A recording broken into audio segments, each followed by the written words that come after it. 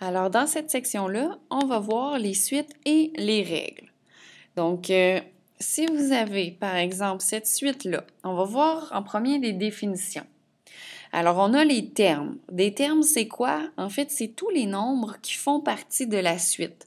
Comme par exemple, 4, c'est un terme, 7, c'est un terme, 10, c'est un terme, 13, c'est un terme, et 16 aussi, c'est un terme. Ensuite, les rangs. Les rangs, c'est la position que chaque terme occupe. Comme par exemple, le terme 4 occupe le premier rang. Donc ça, c'est son rang. Le 7, c'est le deuxième rang. 10 a le troisième rang parce que c'est le troisième nombre. 13 a le quatrième rang et 16, c'est le cinquième rang de la suite. Donc 16, c'est un terme et sa position, c'est son rang, c'est 5. Il est au cinquième rang. Maintenant, on a aussi ce qu'on appelle la régularité. La régularité, en fait, c'est les bons que vous allez voir dans votre suite.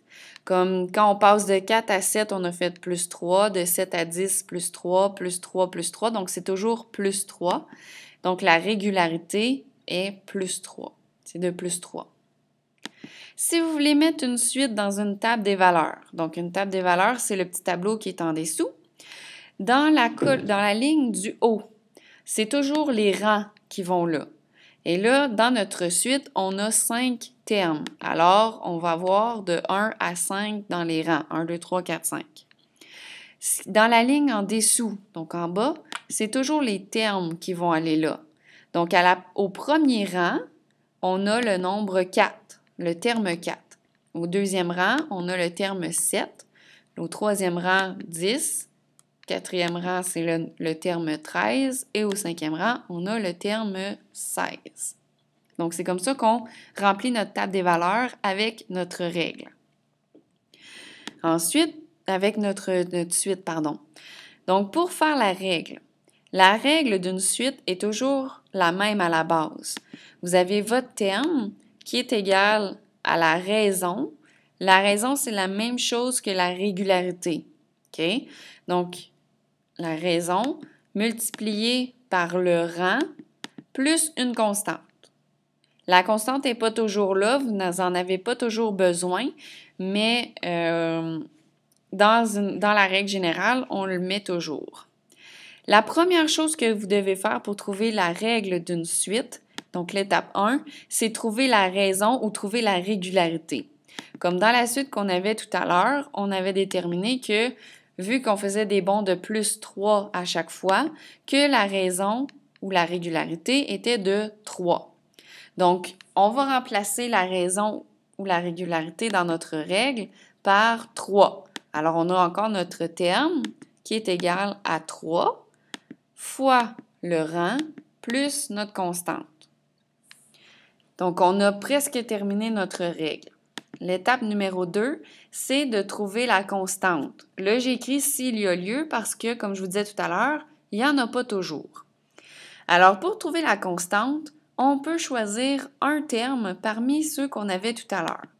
Donc, j'ai choisi le premier. Si on prend le terme du premier rang, qui était 4 tout à l'heure, et que je le remplace dans ma règle générale. Donc, le terme, c'est 4, c'est le chiffre, le nombre de ma suite, qui est égal à ma régularité qui est 3, fois son rang. Le rang du terme 4, c'était 1 parce qu'il était au premier rang, plus une constante qu'on essaye de trouver. Donc, c'est ça qu'on veut trouver, c'est trouver la constante.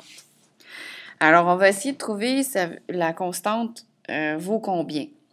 Première chose qu'on doit faire, c'est la multiplication que nous avons dans notre règle. Donc, le 4 reste là, le terme est toujours 4, est égal. 3 fois 1, ça nous donne 3, plus une constante qu'on ne connaît pas. Est-ce que 4 est égal à 3? Non. Alors, on n'a pas le choix d'ajouter une constante dans ce cas-ci, et la constante va être 1. Pourquoi? Parce que pour avoir 4, on doit ajouter 1 à 3. Donc, 3 plus 1 qui nous donne 4. Donc, notre constante, c'est 1. Alors, la règle va ressembler à ça ici. La règle finale, le terme est égal à 3, qui est notre régularité ou notre raison, fois le rang, plus 1, qui était notre constante. L'étape 3, donc la dernière étape, c'est vraiment de vérifier si la règle est bonne. Alors, on vérifie avec un autre terme. Donc, si on prend le terme du deuxième rang, donc à la deuxième position, on avait 7 comme nombre. Alors, je vais remplacer mon terme par 7, qui est égal à 3, fois le rang qui est 2, parce que c'est le deuxième nombre, plus 1. On fait la priorité des opérations, donc on commence par la multiplication. 3 fois 2, ça nous donne 6. Il nous reste 7 est égal à 6 plus 1. Ensuite, on fait l'addition, donc 6 plus 1, ça nous donne 7. Est-ce que c'est vrai que 7 est égal à 7? Oui, c'est vrai, donc automatiquement, notre règle est bonne.